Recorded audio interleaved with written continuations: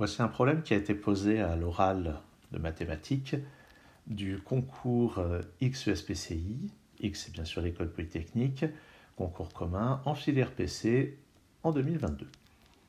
Donc on note ainsi la norme euclidienne usuelle sur R2, on note dès l'ensemble des points du plan dont la norme est majorée par 1, c'est ce qu'on appelle couramment le disque unité fermée. Et est-ce qu'il existe un moyen de partitionner D en deux parties isométriques? Donc une partition, il s'agit de trouver deux parties A et B disjointes dont la réunion vaut D, et une fonction. Donc isométrique, ça signifie qu'il existe une fonction qui préserve les distances, qui va de l'une dans l'autre et qui soit bijective. Est-ce qu'il est possible de découper en deux morceaux, vous voyez, un morceau comme ceci, A et B, isométriques, qui forment une partition. Donc j'ai dessiné comme ça en deux demi-disques, puisque deux demi-disques, ça peut être un petit peu l'idée qu'on peut se faire de deux parties vraiment isométriques. C'est deux parties qu'on peut envoyer l'une sur l'autre par une rotation, sauf que si je prends deux demi-disques comme ceci, ça ne va jamais former une partition. Parce que si je prends les demi-disques fermés, il va y avoir le diamètre en commun, et si je retire le diamètre, il y a des points qui ne seront pas dans la réunion de A et B. Et on pourrait se dire, je pourrais prendre pour A, mettons un demi-disque comme ça, sans le diamètre qui est ici. Je pourrais prendre pour B le demi-disque sans le diamètre, et puis après je répartis le diamètre. Par exemple, tiens, si j'utilise un peu de couleur, on pourrait dire, dans A, je mets cette partie-là, dans B, je mets cette partie-là, mais il restera toujours la question du centre. Effectivement, si on prend pour A le demi-disque qui est ici, plus ce rayon privé de l'origine, si je prends pour B ce demi-disque plus ce rayon privé de l'origine, je vais pouvoir envoyer isométriquement A sur B par une rotation d'angle pi, et envoyer B sur A par la même rotation d'angle pi. Le problème qui se pose, c'est qu'il nous reste l'origine, ici le point O, qui n'est pas concerné. Et si je décide de le mettre d'un côté ou de l'autre, son image l'envoie sur lui-même et ça va plus, c'est plus une partition si le point doit être à la fois dans A et dans B ou ni dans A ni dans B. Donc la construction qui ressemble le plus à une partition de D en deux parties isométrie ne marche pas à cause du rôle particulier du point O. Donc ça suggère que la réponse à ce problème semble être non, ça n'existe pas. Et la question est toujours, si la réponse est oui, ça existe, alors on doit pouvoir construire un exemple, mais si on essaye de construire un exemple, on va être vite bloqué par le statut du centre du disque. Et si on veut montrer que la réponse est non, il va falloir trouver une raison pour laquelle ça ne marche pas. Et pour ça, il va falloir réfléchir à ce qu'il y a de particulier au point d'un disque en termes de distance. Alors évidemment, le centre a un rôle central, c'est le moins qu'on puisse dire, parce qu'il est à distance 1 de tous les points de la circonférence, et il est à distance plus petite que 1 de tous les autres points, et on peut remarquer que c'est le seul point dans le disque à avoir cette propriété. Si je prends un autre point que le centre, comme celui-ci, vous allez avoir des points qui sont à distance plus grande que 1.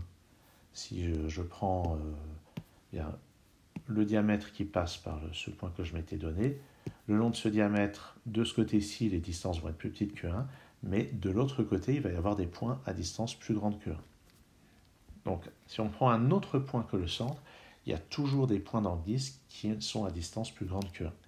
Et la plus grande distance a lieu entre deux points diamétralement opposés. Et je propose qu'on réfléchisse un petit peu justement aux points diamétralement opposés pour voir ce qui se passe avec eux. Donc le but, ça va être de montrer non, une telle partition n'existe pas, et pour ça, on va supposer que ça existe et à montrer qu'on arrive à une impossibilité. Donc, je vais recréer mon cercle, comme ceci. Et donc je vais supposer qu'il existe une telle partition. Et parlons un petit peu de ces histoires de points diamétralement opposés. La question que je vais poser, donc on va supposer que de tels A et B existent, et je vais me demander, est-ce qu'il est possible que dans A, on ait deux points comme ça, un point M1, un point M2. Est-ce qu'il est possible que M1 et M2 appartiennent tous les deux à A? Ben, a priori, pourquoi pas.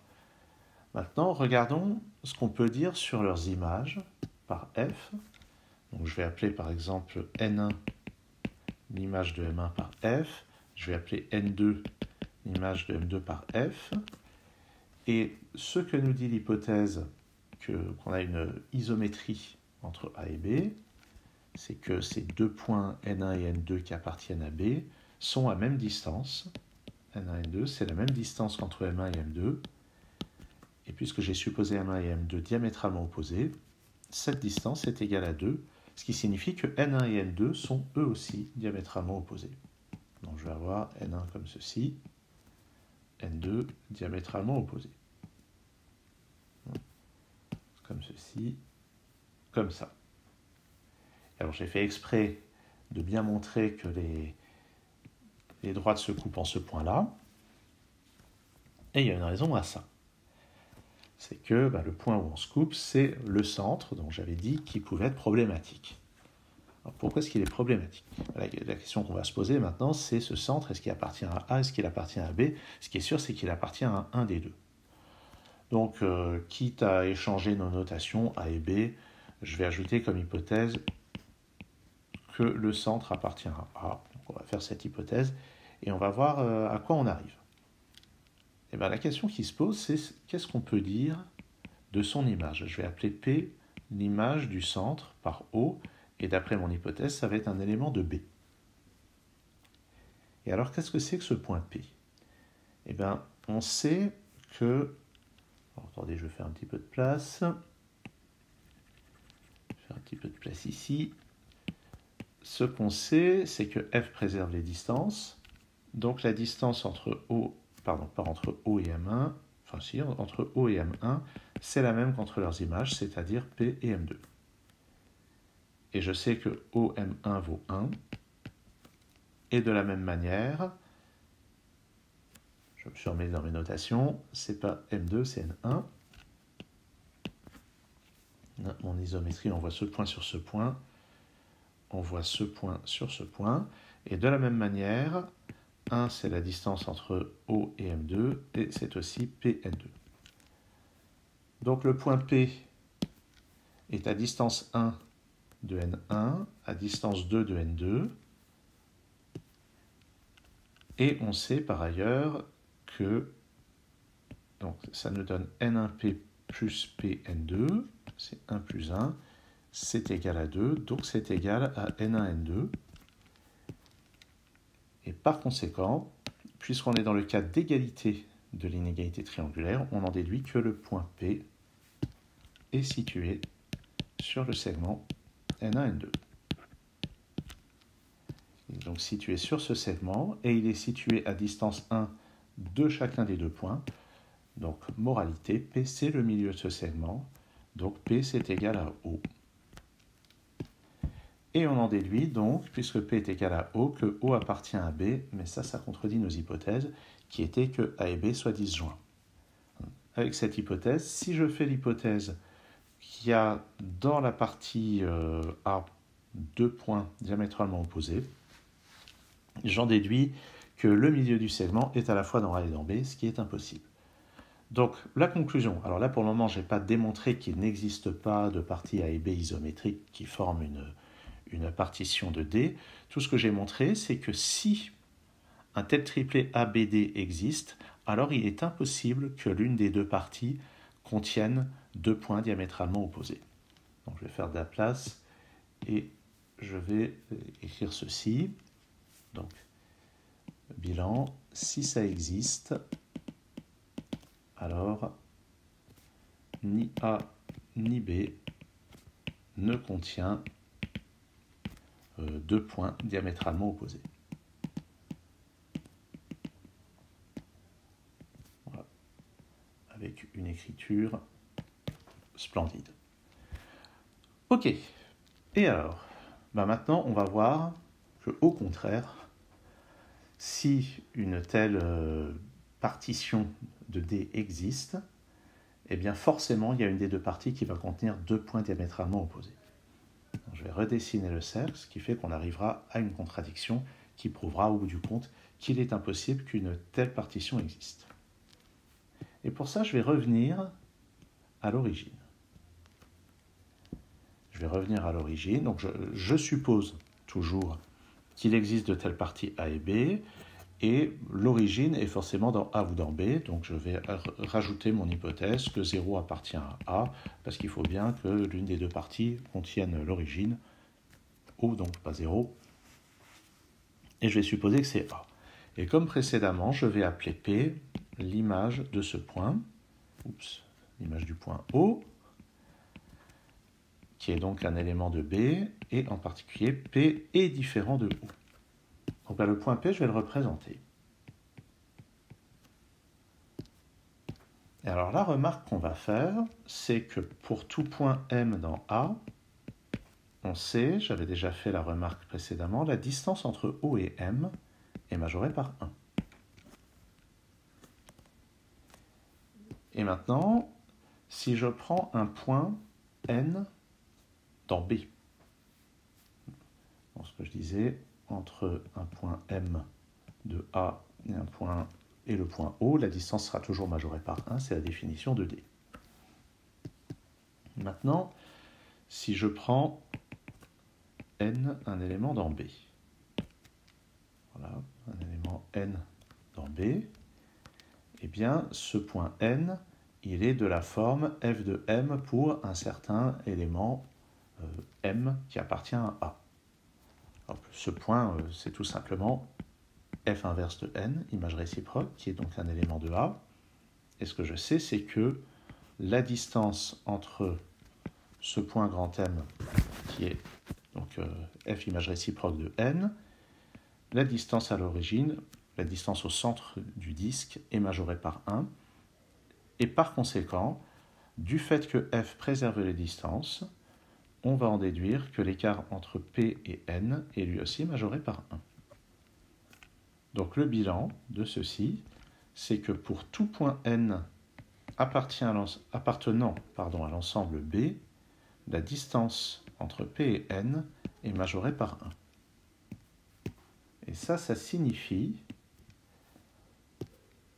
que, eh bien, si je trace le disque centré en P de rayon 1, eh bien, l'ensemble B est contenu là-dedans. L'ensemble B est contenu là-dedans. Et alors, voilà, mon dessin est absolument atroce. Je vais déplacer mon point P pour que ça soit à peu près crédible. Donc le point P est ici. Non, la distance 1 ne marche pas. Allez, mon point P, je vais le mettre là. Ok. Donc voilà le point P. Ok. Et alors, ce que j'affirme maintenant, c'est que si je prends la perpendiculaire à OP qui passe par O, eh bien les deux points qui sont là diamétralement opposés sont en dehors de ce cercle. C'est-à-dire que la distance de P à ces deux points est plus grande que 1. Et il y a une raison simple à ça. Ça s'appelle le théorème de Pythagore. Le fait que j'ai pris un angle droit ici, ça fait que l'écart, mettons que j'appelle ce point, je ne sais pas, Y, la distance de P à Y, c'est l'hypoténuse de ce triangle rectangle, mais la distance de O à Y vaut 1, donc l'hypoténuse est strictement plus grande que 1. Donc si j'appelle Y et Z ces deux points, les distances PY et PZ sont strictement plus grandes que 1 par le théorème de Pythagore, et j'en déduis donc que Y et Z n'appartiennent pas à B, donc Y appartient à A, Z appartient à A, et comme ces deux points sont diamétralement opposés, la distance YZ vaut 2, et dans la première partie de cette vidéo, on a vu que ceci est impossible. Il est impossible que la partie A contienne deux points diamétralement opposés, mais on a vu toujours, sous l'hypothèse qu'il existe une telle partition, que forcément, aucune des deux parties ne peut contenir deux points diamétralement opposés. On est donc arrivé à une contradiction qui prouve donc qu'il est impossible d'avoir une telle partition de l'ensemble D. Merci de votre attention. Ah, un dernier petit mot. Je me demande pourquoi on pose un exercice comme ça à l'oral de ce concours. Alors je vais préciser un petit peu ma question. Je comprendrais qu'on pose cet exercice en deuxième partie d'un oral si la première partie s'est particulièrement bien passée, pour voir un petit peu ce que le candidat ou la candidate a dans le ventre, comme on dit, pour voir si ce candidat, cette candidate est capable d'aller trouver des raisonnements qui sont différents de ce qu'on a l'habitude de rencontrer. Mais ce que je sais, c'est que cet exercice, ce problème, était le premier exercice de l'oral. Et ça me semble complètement déraisonnable de commencer un oral par un problème qui, grosso modo, ne teste absolument rien de ce qu'on est censé avoir appris pendant les 2 années de classe préparatoire. Ça ne teste absolument aucune connaissance, aucune compétence développée pendant ce temps-là. Donc je n'ai pas bien compris. Merci de votre attention.